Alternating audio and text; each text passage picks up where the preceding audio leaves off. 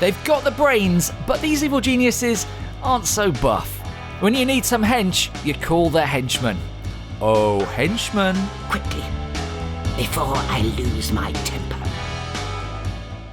Hello and welcome to the channel. Evil Genius 2 is so close to release now, we can practically hear the menacing 60s brass music and jangly spy movie guitars already. So, if you want to stay absolutely up to date on all our new intel in the run up to its March 30th launch and beyond, the easiest way to do that is to hit the subscribe button and turn on notifications. Now then, Henchmen.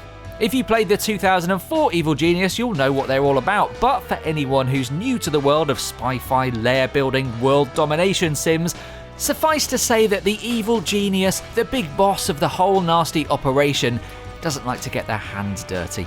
They're not fighters.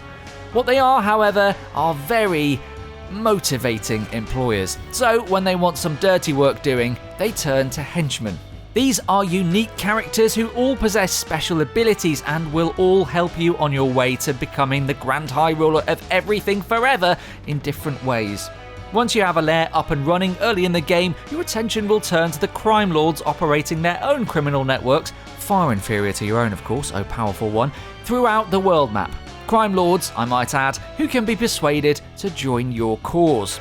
At this early point in the game then, you have a choice of 4 henchmen to employ at your side and whose special abilities to harness. If you're deliberating between the Swordsman, the Sun, the Computer and the Fan, this quick guide will help you make an informed decision.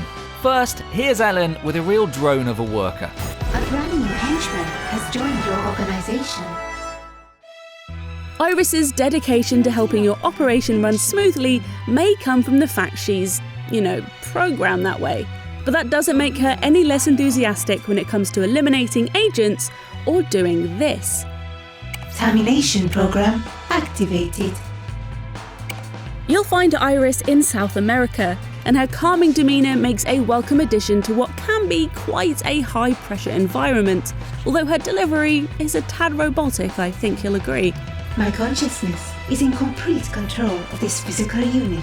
Her security network link ability transforms I.R.I.S into a 360-degree security camera that will allow her to scan everything within her wide radius and summon guards if necessary.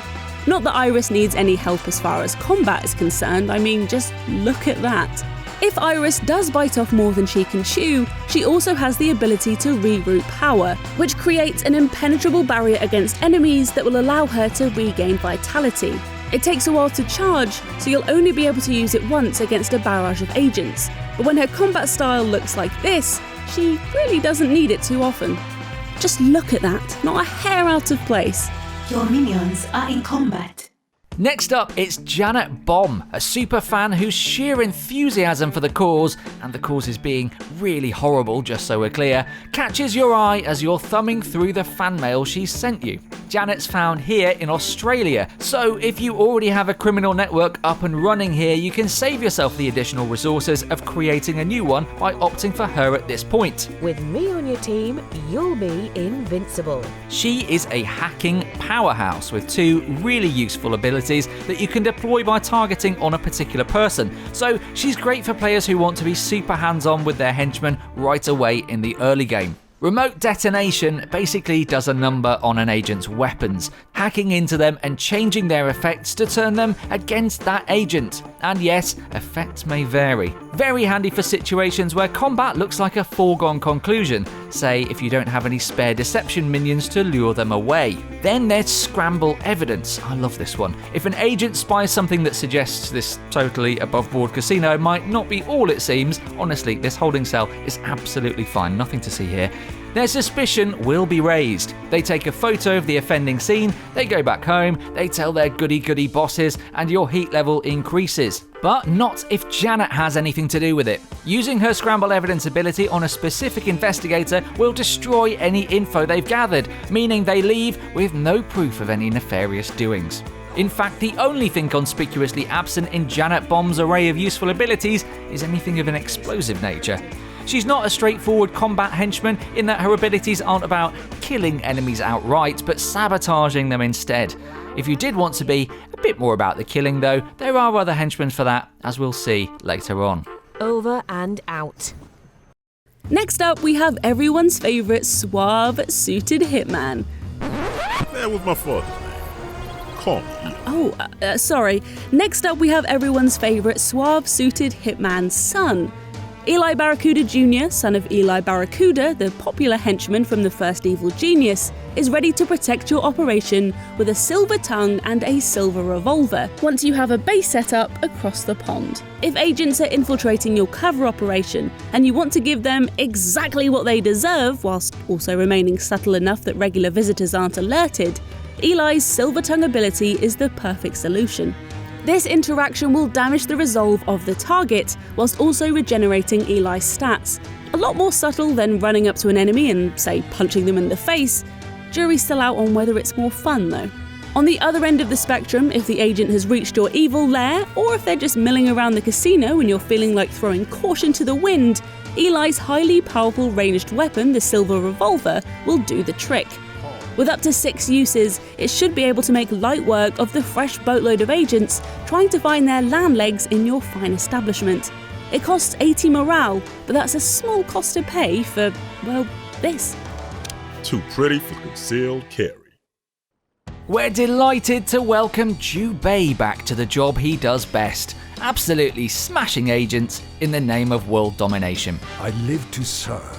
So the story goes, the master swordsman from the first game got a bit disillusioned after it didn't work out last time and has been laying low in his native Japan ever since. Until you set up a criminal network there anyway and coax him out of retirement for, you guessed it, one last job. Well, quite a lot of jobs actually, because Jubei's skills make him a really great hands-on combat henchman. Flow, when activated, boosts his already formidable combat prowess for a fixed duration, during which he basically turns anyone on Team Good's payroll into mulch, like single-handedly. And original game veterans, you know what's coming next. Windwalk allows Jubei to teleport in spectacular fashion using ancient, mystical... Look, I don't know, that's why nobody's employing me to keep their evil lair safe. He can teleport, get over it. If this is your first time constructing an empire of pure hatred and bile, Jubei's a good pick for your first henchman. He's a sort of point and shoot kind of solution to interlopers, which is great for players with less experience. Although, word to the wise, his methods aren't the subtlest. So if tourists catch him at work, they'll be pretty upset.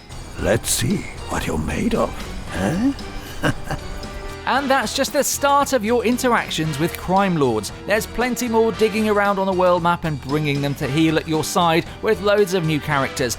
But with this guide to the first 4 available to you, we're starting your stable off on the right foot. Remember to subscribe to us and hit the notification bell for more. Leave us a like if this was useful, and we'll see you in the next one. I have reports of an intruder in the lair. Kill them.